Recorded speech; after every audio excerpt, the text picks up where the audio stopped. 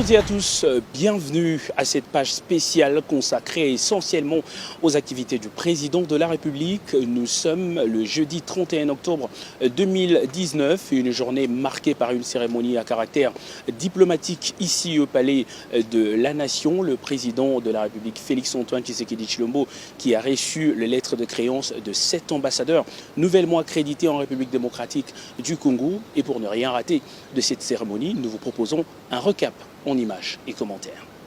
Les troupes d'honneur rangées, le tapis rouge déroulé, c'est l'ouverture de la cérémonie.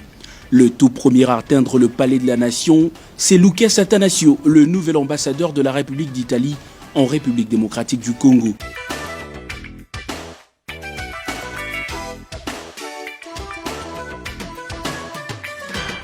Le diplomate de 42 ans est reçu par le chef de l'État Félix-Antoine Tshisekedi Tshilombo, à qui il remet ses lettres de créance.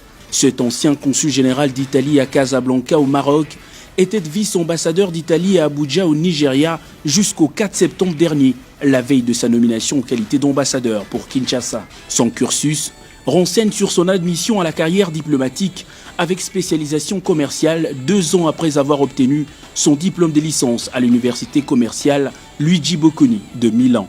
Luca Atanasio a aussi occupé le poste de délégué pour l'Afrique au ministère italien des Affaires étrangères en 2006 et de chef de bureau de promotion économique et commerciale de l'ambassade d'Italie en Suisse jusqu'en 2010. Nommé par son pays, l'Italie, et confirmé par le président de la République démocratique du Congo, Luca Atanasio a quitté le palais de la Nation après l'exécution de l'hymne national de son pays.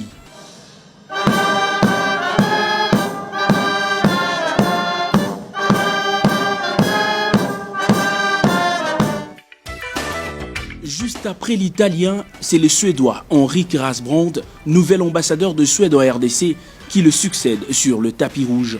Ce juriste de formation a occupé le poste de ministre conseiller et chef de mission à l'ambassade de Suède à Paris jusqu'au mois d'août dernier.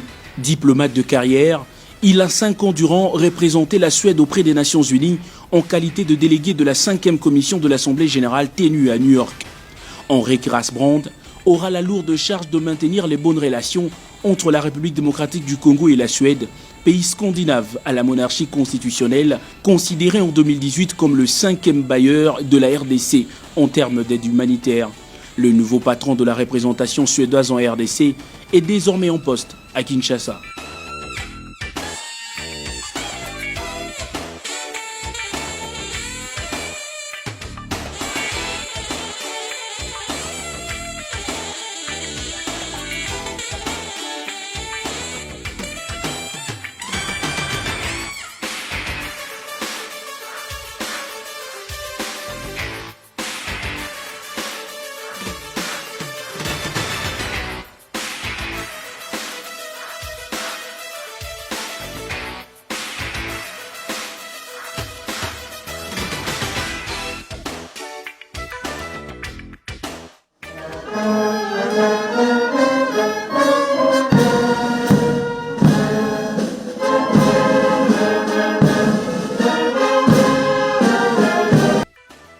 La Confédération suisse a elle aussi son nouveau représentant en République démocratique du Congo. Roger Denzer, originaire de Bâle et licencié en sciences économiques et management public de l'université de la même ville, a déposé à son tour les lettres de créance auprès du président de la République, Félix-Antoine Tshisekedi.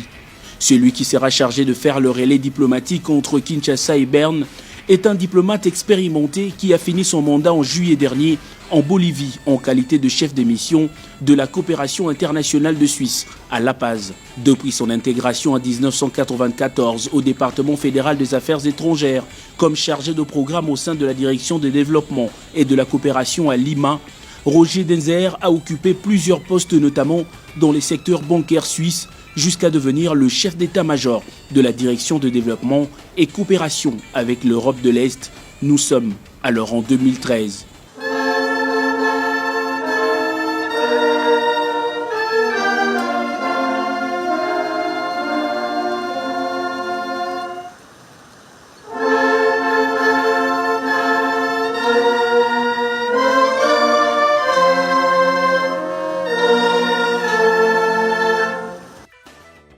À 57 ans, le diplomate belge Indeke Johan est le premier ambassadeur du Royaume de Belgique en RDC sous l'ère Félix-Antoine Tshisekedi.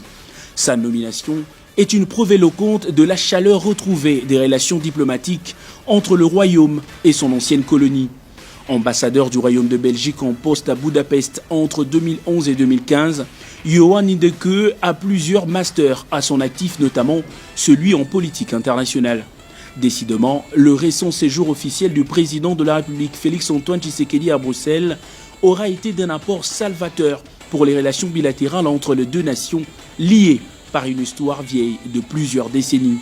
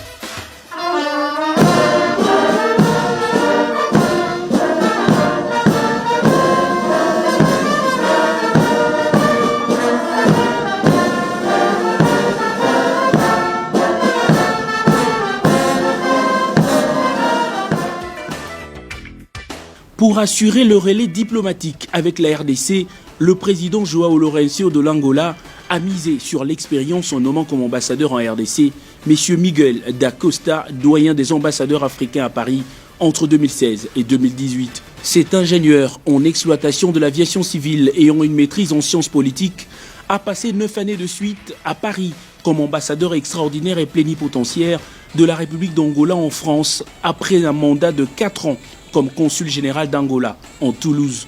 Parlant le portugais, le français, l'anglais, l'espagnol et le kikongo, Miguel da Costa développe une flexibilité linguistique qui lui permettra sans nul doute de maintenir le lien entre son pays et la RDC.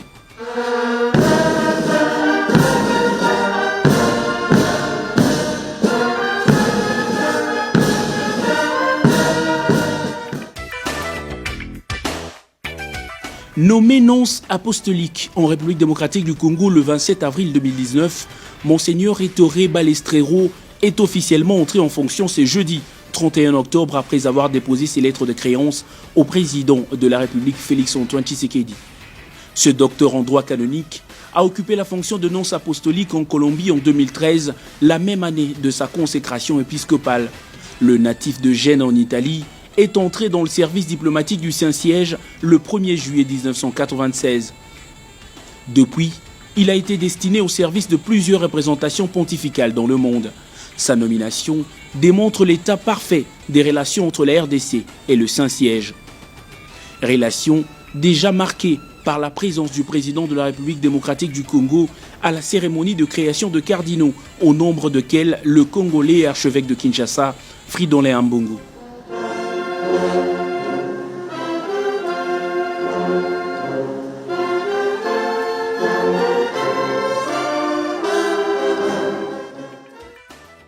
Avant de rouler complètement le tapis rouge, l'honneur a été fait au nouvel ambassadeur extraordinaire et plénipotentiaire, chef de la délégation de l'Union européenne en RDC.